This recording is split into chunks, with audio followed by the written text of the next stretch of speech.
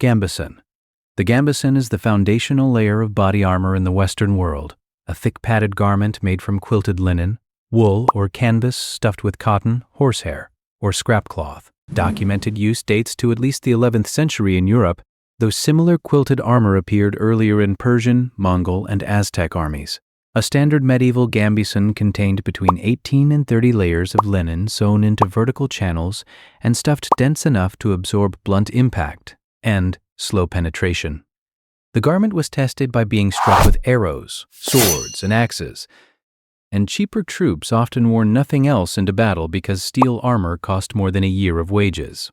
A wet gambeson became significantly more arrow-resistant, which is why some military manuals from the period instructed soldiers to soak their armor before combat.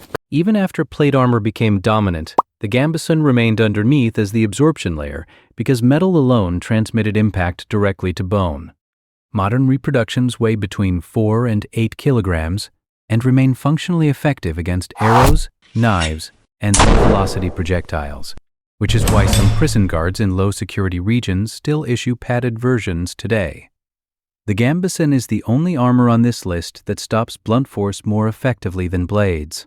Chainmail. Mail armor consists of thousands of small interlinked metal rings, with each ring connected to 4 neighbors in a pattern that distributes force across the entire surface. Chainmail predates the Roman Empire, with the earliest confirmed examples found in Celtic burial sites dating to the 4th century BC, and the technology spread across Europe, the Middle East, and Asia for nearly 2,000 years. A standard hauberk reaching to the knee contained between 20,000 and 60,000 rings and weighed between 9 and 14 kilograms. Each ring was either riveted or welded shut to prevent it from spreading under impact, and the highest quality mail was made from drawn iron wire heated and quenched for hardness. Mail offered excellent protection against slashing weapons because the rings dispersed cutting force, but it failed against thrust attacks from spears, lances, and arrows fired from longbows or crossbows that could push between or burst the rings. The Crusader armies of the 12th and 13th centuries wore mail almost exclusively, often layered over a gambeson, and the combined system remained the global standard until plate armor displaced it in the late 1300s. Mail is still produced today for butcher's gloves, shark diving suits, and stab-resistant prison uniforms. Scale. Scale armor consists of hundreds of small overlapping plates sewn or riveted onto a fabric or leather backing, resembling fish scales.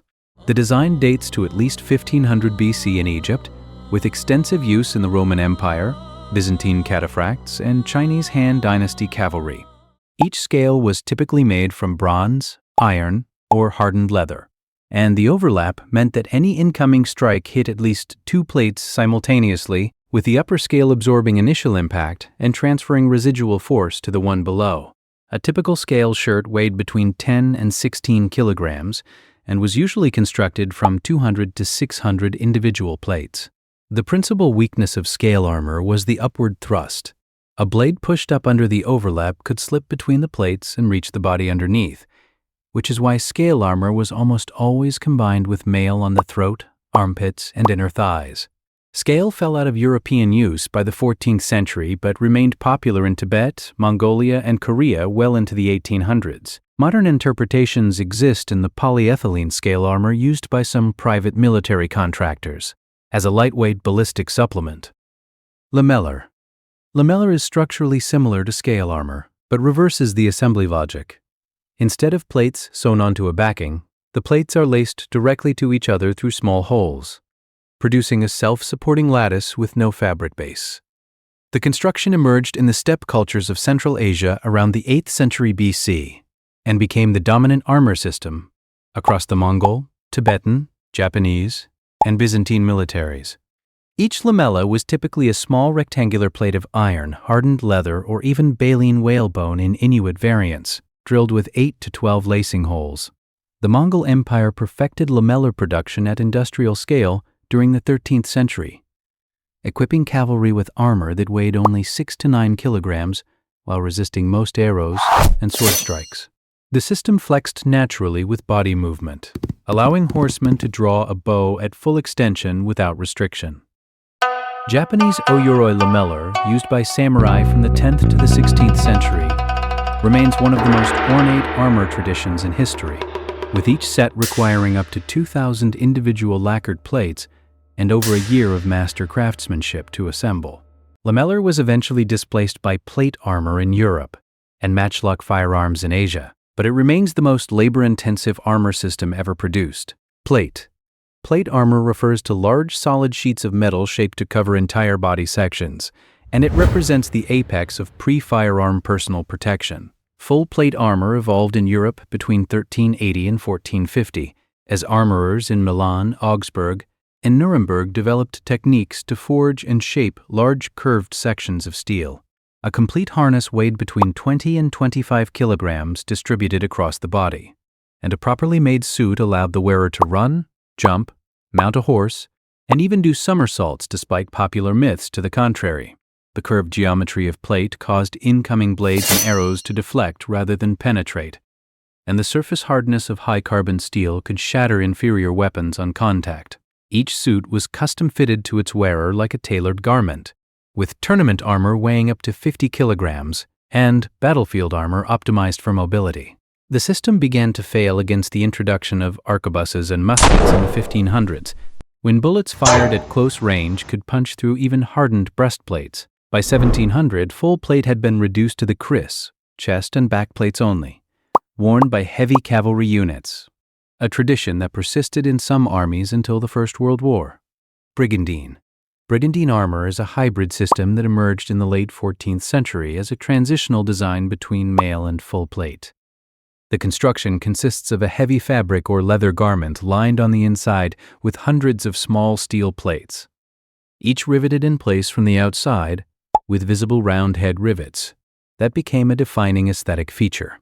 The plates overlapped slightly to provide continuous coverage, while the fabric exterior allowed for decorative cloth or velvet finishes that signaled wealth without compromising protection. A standard brigandine weighed between 8 and 12 kilograms and contained 200 to 600 plates, depending on the size and the level of overlap. The design became enormously popular among 15th century mercenary infantry across Italy, France, and England, because it combined the flexibility of fabric armor with much of the bullet resistance of plate. And a damaged brigandine could be repaired by replacing individual plates rather than commissioning a new harness. The name itself derives from brigand, referring to the irregular soldiers who favored it. Brigandine remained in active use until the early 17th century and saw a brief revival in early 20th century riot police vests, which used the same basic logic of small overlapping plates inside a fabric carrier. Flak jacket. The flak jacket was developed by the British Royal Air Force in 1942 to protect bomber crews from anti-aircraft shrapnel, with the name coming from the German word flak, short for Flugzeugabwehrkanone, or anti-aircraft cannon. Early flak jackets contained overlapping nylon-bonded manganese steel plates sewn into a canvas vest, weighing approximately 8 kilograms. The design was specifically engineered to stop low-velocity shrapnel and shell fragments rather than direct rifle fire, because a rifle bullet at full velocity could penetrate any practical wearable armor of the era. By the Korean War, the U.S. military had developed the M1951 vest using Doron, a fiberglass reinforced plastic, which reduced the weight to under 4 kilograms while maintaining the same fragmentation protection. Flak jackets saved an estimated 70% of casualties from artillery and grenade fragments in Vietnam, but they were widely criticized for their negligible protection against direct gunfire. The flak jacket dominated military issue from World War II through the early 1980s, and was eventually replaced by Kevlar systems, though the term flak jacket persists colloquially for any military fragmentation vest. Kevlar vest. Kevlar is a para-aramid synthetic fiber developed in 1965 by chemist Stephanie Kwolek at DuPont, and its application to body armor revolutionized personal protection within a decade of its discovery. The fiber has a tensile strength 5 times greater than steel by weight, and when woven into densely packed layers, it captures and decelerates incoming bullets by absorbing their kinetic energy across the entire web of fibers. A typical concealable Kevlar vest contains 16 to 32 layers of woven fabric and weighs between 1.5 and 3 kilograms. capable of stopping handgun rounds up to .357 Magnum at threat level 3A. Kevlar vests were first issued widely to U.S. police officers in 1975, and the National Institute of Justice estimates they have saved over 3,000 American officers' lives since adoption. The fiber loses effectiveness when wet because water disrupts the bonding between strands, which is why modern vests are sealed in waterproof carriers. Kevlar also degrades from ultraviolet light exposure and has a manufacturer-rated service life of 5 years, after which the vest must be retired regardless of visible condition. Despite competition from newer fibers like Dyneema and Twaron, Kevlar remains the most widely deployed body armor material in the world. Plate carrier. A plate carrier is a modular fabric vest designed to hold removable hard armor plates, typically made from ceramic, polyethylene, or steel, capable of stopping rifle rounds that defeat soft armor. The system emerged in the 1990s among U.S. Special Operations units who needed protection beyond Kevlar's pistol rating, and the modern plate carrier became standard issue across NATO militaries by the early 2000s. A complete setup includes a front plate, a back plate, and sometimes side plates, with each plate weighing between 1.5 and 4 kilograms depending on its threat level. Level 3 plates stop standard 7.62 x 51 mm rifle rounds, while Level 4 plates stop armor-piercing 3006 ammunition. The carrier itself uses MOLLE webbing to attach magazine pouches, medical kits, radios, and communication gear, transforming the armor into a personalized load-bearing platform. Modern carriers like the Crye Precision JPC, the LBT 6094, and the Velocity Systems Scarab have become so standardized that Special Forces operators frequently buy their own carriers out of pocket to fit personal preferences. Total system weight ranges from 7 to 16 kilograms when fully loaded, which is why plate carriers are typically removed during sustained foot patrols in extreme heat, where heat casualties can exceed combat casualties. Bomb suit. The bomb suit is the heaviest and most specialized body armor ever produced for individual use, designed to protect explosive ordnance disposal technicians from the blast, fragmentation, and thermal effects of detonating improvised devices.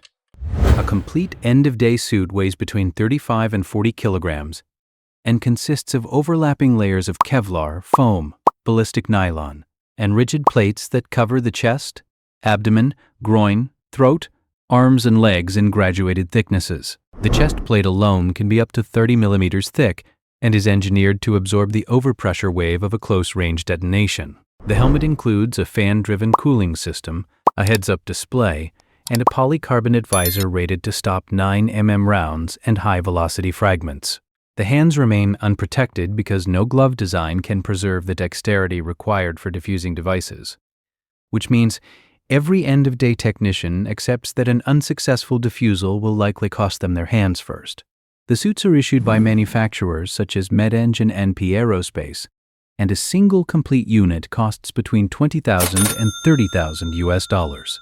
End-of-day suits cannot stop a direct hit from a large explosive device, but they are engineered to maximize the technician's survival probability against the average IED at close range, allowing the wearer to walk away from a blast that would otherwise be fatal.